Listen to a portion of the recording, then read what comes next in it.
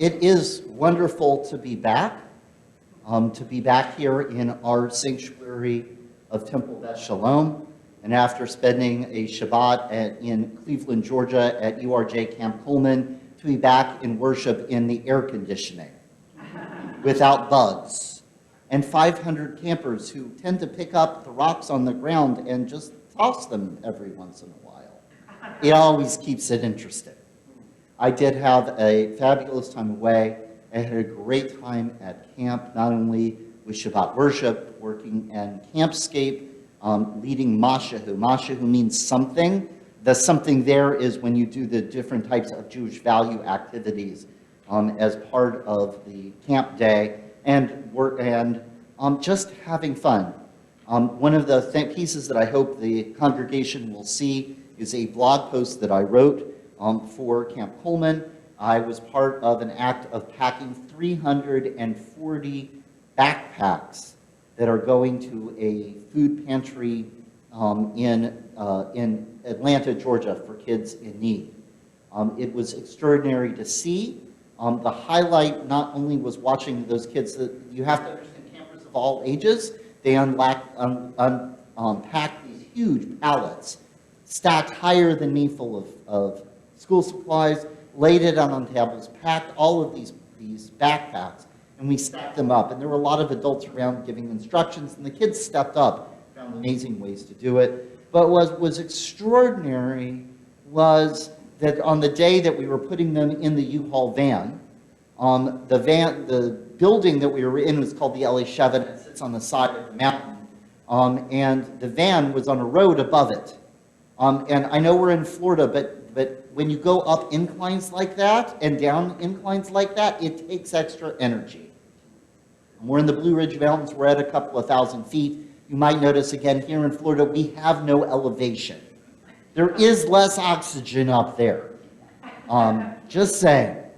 And so Josh Simon and I, Josh is a youth group advisor. He's the assistant camp director. He's a assistant program director at Camp Coleman. He's a youth group advisor down in the Parkland area, and his brother is the senior rabbi where my father is emeritus. So Josh and I have known each other a long time, and our families feel like they cross paths a lot. Josh pulls up the golf cart, and we're trying to figure out how to ferry all of the backpacks up the hill. He took the backpacks up the hill. Well, what do I do? Because I've still got to prove that I'm young enough to be at camp. I grab a bunch of backpacks, and I charge up the hill to prove that I can do it. Well, the campers, these are 5th and 6th graders, see me charge up the hill with as many backpacks as I can carry. Guess what they did? They charged up the hill with as many. One would show up with 4. And Rabbi, I've got 4. And then 5 and 6. They were having quite incredible competition. 340 backpacks. Wow. Truly extraordinary, up the hill, without us asking. They just said, here's a task. We're going to jump in, and we are going to do it. So I start there because I want to share a little bit of that incredible experience with you all, that I hope as I model something, you might jump in and do it. Just say, you never know. You might be inspired by hearing of the kids at Camp Coleman. I'm going to share something with you that is about as, it's not like the sexy, exciting, spiritual lightning is going to come strike down, that there's a beautiful rainbow. It might not be that which I'm asking. I'm asking something that's kind of just a basic part of holiday observances.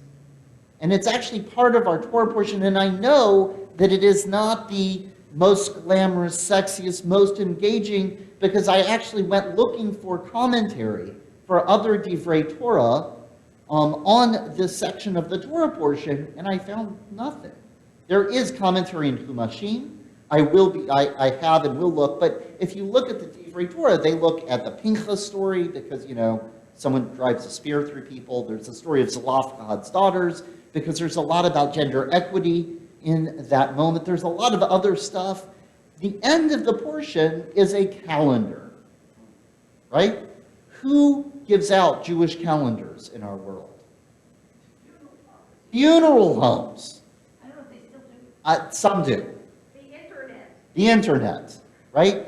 Calendars. How many times in Torah do we hear of the calendar? On the 15th of this month, that's what you observe. And then on the 15th month of that, this you observe. And you shouldn't eat bread, and you shouldn't do this, and you shouldn't do that, and it's going to be a holy day. We have that. You have it in Exodus.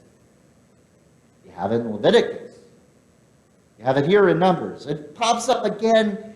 How many times do you really need to hear about the calendar, right?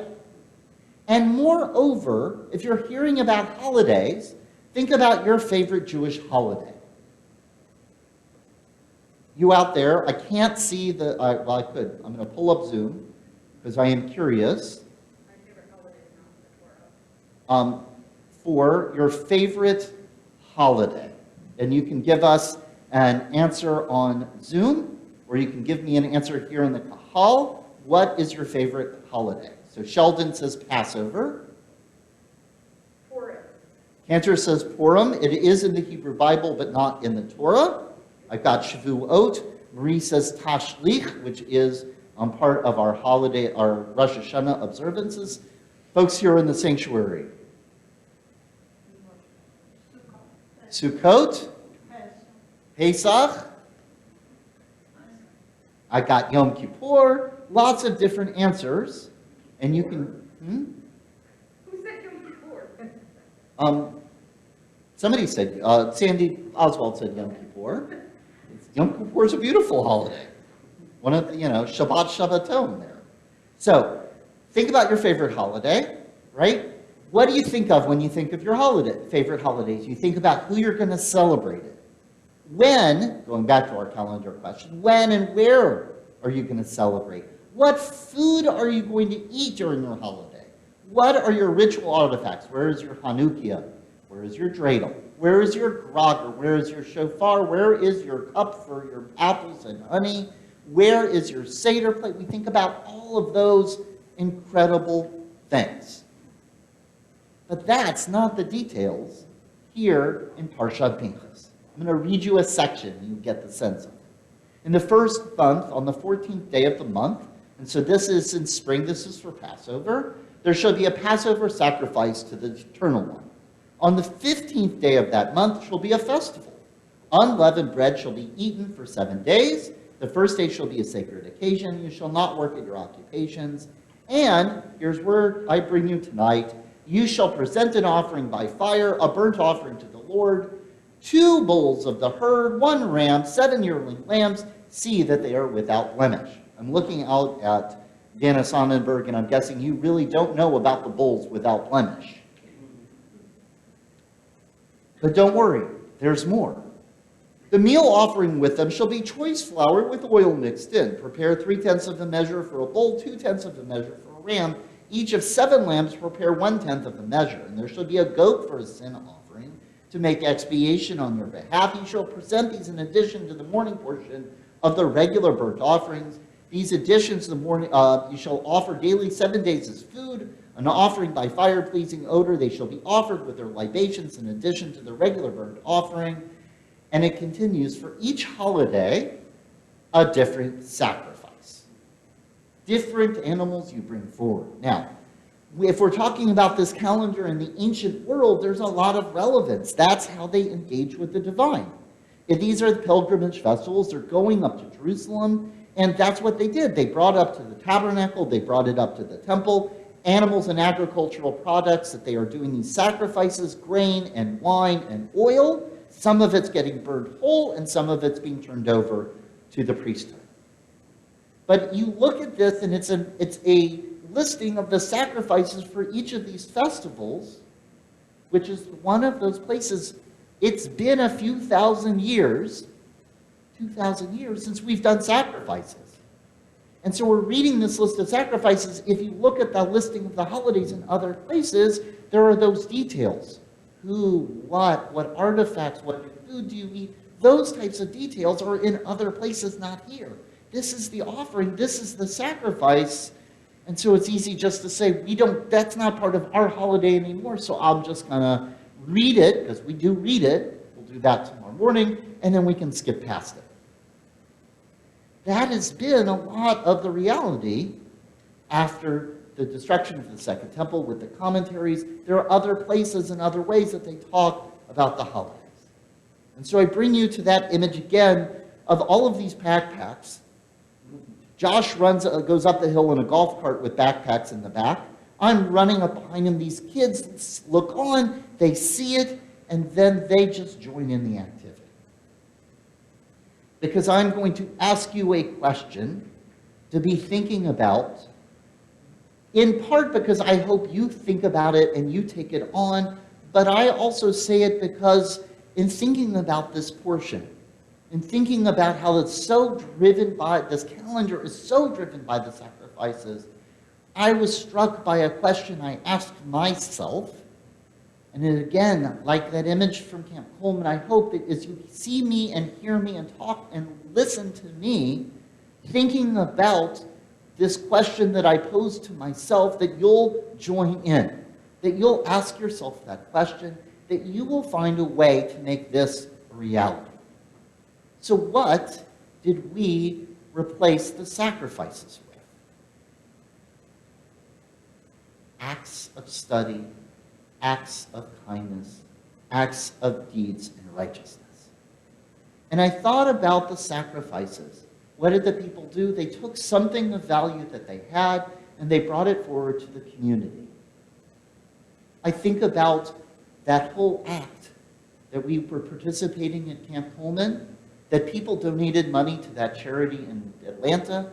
They bought the school supplies. They sent them to Camp Coleman. We packed them. We sent them back, and they're going to go out into the community. It got me thinking that there is part of that calendar that we need to do. With each holiday, can we ask ourselves, what is the act of avodah? What is the act of serving something, of giving from ourselves to make the world a better place? What is the act of tzedaka that I do with each of these festivals? There are some we already do it. We already do the canned food drive for Rosh Hashanah. We already do an act of tashlich where we go out and we do these acts of release in the wider community. But it really led me to think that it's not just the food, it's not just the people, it's not just the artifacts, it's not just the songs, but as I think about this harsha, and this is a really important time to do it, what are the things we're doing now as I'm coming back from my time away, starting to get ready for the High Holy Days and plan the calendar? And it's that really big question of not just saying, come and be part of Temple Shalom for these holidays, but it's also a challenge, a question, a thought, a reflection. What do I need to do as my act of tzedakah, as my act of offering for each of those holidays that fits, that resonates with that holiday, that brings in mind that I am part of something greater than myself? What are the ways that I can do it that models it for the congregation? What are the ways that we, because think about what these things are. It wasn't one man sacrificing at his home or somebody else sacrificing it at his. Everybody, every human being brought their stuff together. So what did they create? Something that was more than the sum of their parts, creating that holiness that was part of it. It's a question. It's a challenge.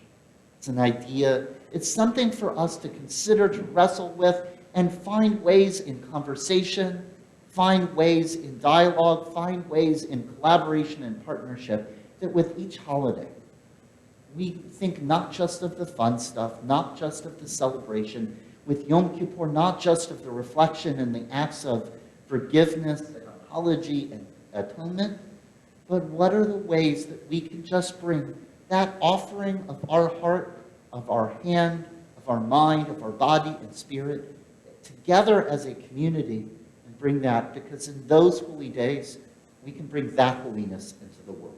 Amen? Shabbat Shalom.